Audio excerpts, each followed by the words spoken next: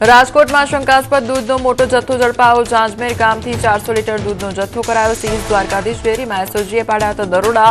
દૂધમાં ભેળસેળની બાતમીના આધારે પોલીસે કરી કાર્યવાહી। ફૂડ સેફટી ટીમે સેમ્પલ લઈ શરૂ કરી તપાસ। એસઓજીની કાર્યવાહીમાં ડેરી સંચાલકો ભેળસેળ કરતા હોવાનો થયો ખુલાસો। તંત્રની કડક કાર્યવાહીથી ભેળસેળિયા ડેરી તત્વોમાં ફેલાયો છે ફફડાટ। રાજકોટના વેજા ગામમાં મચ્છરનો અસહ્ય ત્રાસ। વર્ષોથી ભરાયેલા પ્રદૂષિત પાણીના કારણે મચ્છરોનો ઉપદ્રવ વધ્યો। ગામમાં નથી આવતા મહેમાનો તો મચ્છરના ઉપદ્રવને કારણે યુવાનોના લગ્ન અટક્યા।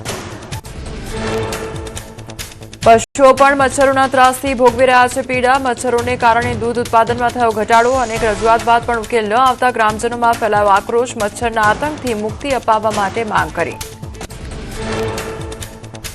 કચ્છના લોડાઈ ગામમાં પાણીપુરી પર સદંતર પ્રતિબંધ મૂકવામાં આવ્યો। બીજા દિવસે ફૂડ પોઈઝનના વધુ 34 કેસ નોંધાયા તો આરોગ્ય વિભાગે બીજા દિવસે કરેલા 2671 લોકોના સર્વેમાંથી 34 નવા કેસ નોંધાયા।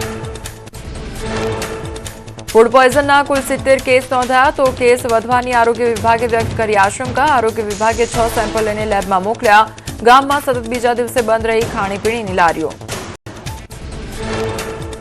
ઉત્તરાખંડના ડરસાલ ગામમાં ખુશીનો પ્રસંગ બીમારીમાં ફેરવાયો। લગ્ન પ્રસંગમાં ભોજન લીધા બાદ એકસાથે અનેક લોકોની તબિયત લથડી અને ફૂડ પોઈઝનિંગ થતા 35 લોકોને હોસ્પિટલમાં દાખલ કરવામાં આવ્યા। આરોગ્ય વિભાગે ખોરાક અને પાણીના લીધા સેમ્પલ।